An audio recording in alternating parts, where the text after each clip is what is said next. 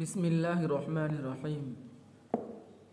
ظالم کے ظلم سے بچنے کے لیے اس آیت کریمہ کو پڑھتا رہیں۔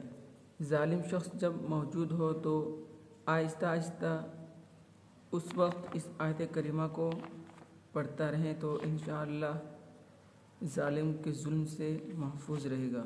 یہ آیت کریمہ سورہ مومن آیت نمبر 44 میں موجود ہے۔ اس آیت کریمہ کو پڑھتا رہنا ہے۔ فَسَتَذْكُرُونَ مَا أَقُولُ لَكُمْ وَأُفَوِّضُ أَمْرِي إِلَى اللَّهِ إِنَّ اللَّهَ بَصِيرٌ بِالْعِبَادِ فَسَتَذْكُرُونَ مَا أَقُولُ لَكُمْ وَأُفَوِّضُ أَمْرِي إِلَى اللَّهِ إِنَّ اللَّهَ بَصِيرٌ بِالْعِبَادِ فَسَتَذْكُرُونَ مَا أَقُولُ لَكُمْ وَأُفَوِّضُ أَمْرِي إِلَى اللَّهِ إِنَّ اللَّهَ بَصِيرٌ بِالْعِبَادِ۔